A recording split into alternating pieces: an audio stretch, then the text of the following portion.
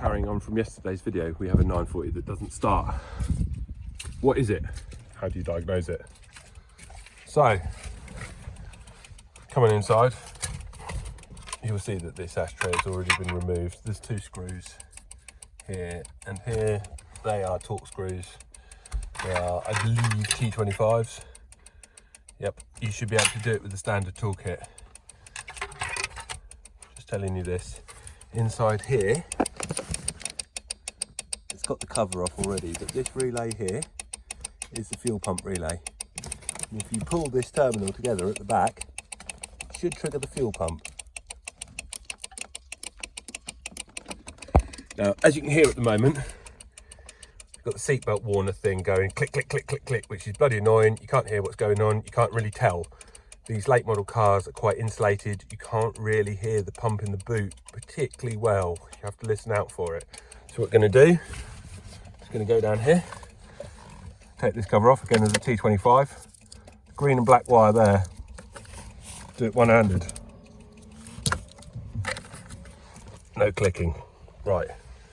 We can now hear what's going on, and it permanently doesn't tell me I haven't got my seatbelt on, which I really don't care. So listening.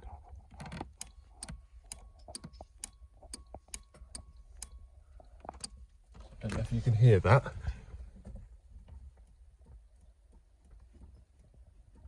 I would say that is a seized fuel pump.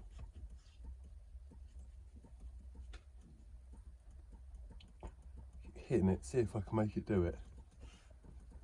Oh, nothing. Right, so let's just have a look at this, what we've got here. This is the fuel pump relay. This is actually a replacement one. You can tell they just look more modern, different circuit board, more modern looking board. They will have this cover over the top of them, like so. Just pry it back. It's a fool here. Get out.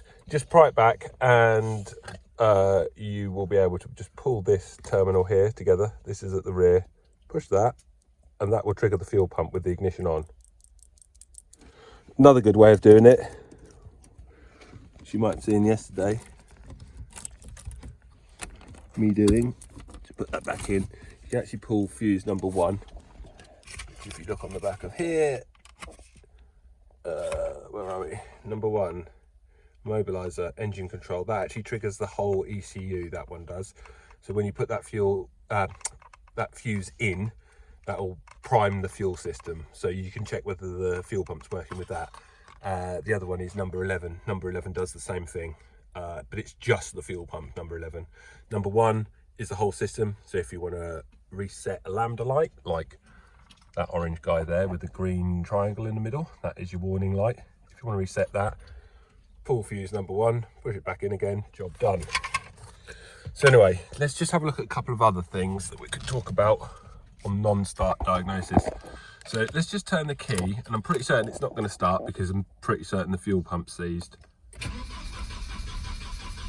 Right, can you see the way that that needle is bouncing up and down on the rev counter there? It's not much, but it is doing something. That is a good suggestion that the crank position sensor is working. If that needle doesn't move, you've got a faulty crank position sensor. It's almost guaranteed. It's a really, really good tell for that one. So that's a non-start.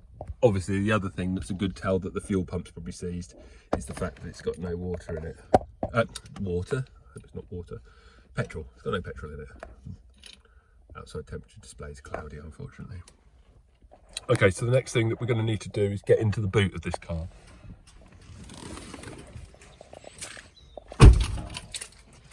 So, in the boot of the car, I spotted this yesterday, which is quite nice. Original CD changer with all the fitting kit. That's really nice. So, underneath this section of floor here is the fuel pump control stuff. So, to get this apart, dog guard up, seats down, like so, and then there are some 10mm bolts. 1, 2, and 3, and then this section of board here slides forwards. Back onto that in a second. So they're undone. All you have to do now is just, should be able to do this one-handed, pull this up like that and slide it forwards. Job's a good one. You see they fix under these two tabs there and there. Now this flap here is for the fuel pump. It's for 10 mils. You just need to buzz them up or unbolt them. Everyone the other day saying, oh, you're using an adjustable spanner. It's my trusty buzz gun. It's actually half a Makita, half a whatever brand you think is better, and it's also made by Snap-on, so whatever tools you have, this is better, I can guarantee it. Cheers.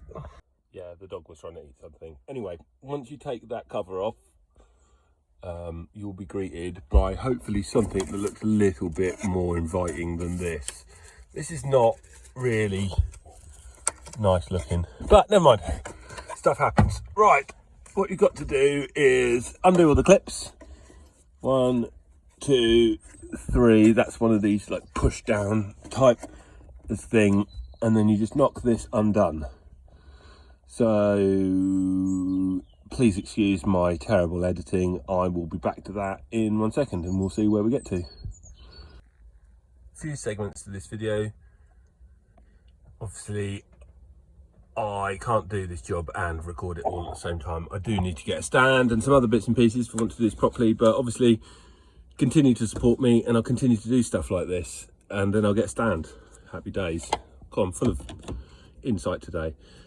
Right, get a screwdriver, something blunt like that, put it up against there and tap it with a hammer. You should be able to just knock that round. I have already loosened it. After you've done that, obviously I've disconnected all the fittings, pipes in there, various bits and pieces. I have been round and give it a good clean with a wire brush and a brush it all off. The last thing we want to do is have any of this debris and detritus, that's a good word, let's not have that in the petrol tank, because then you're going to be dropping the tank out to clean all the stuff out of it. So take that off. Often these are stuck, so what you might need to do is just get the screwdriver in behind this lip here and give that a good push. Back on it in a second. So we have that assembly popped out like that, left the wiring connected. What we're going to do now is go around here. Left it good. That's a bit silly of me, never mind, shouldn't have done that. Let's just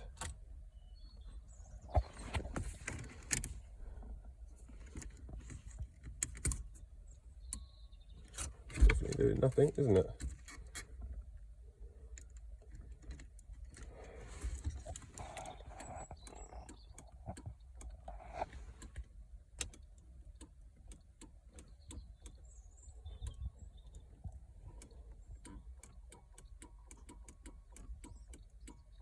No, still doing nothing. So what we're going to need to do now, come down into this cubby here. There's a red wire. Pull that out. I'm going to need some wire cutters to disconnect that.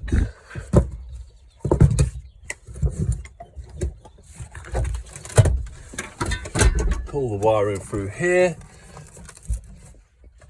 And then we can take this pump assembly out completely and have it on the bench and see what's going on with it, put some power to it, see what's happened. So that's pretty much how to diagnose a broken fuel pump and how to remove it.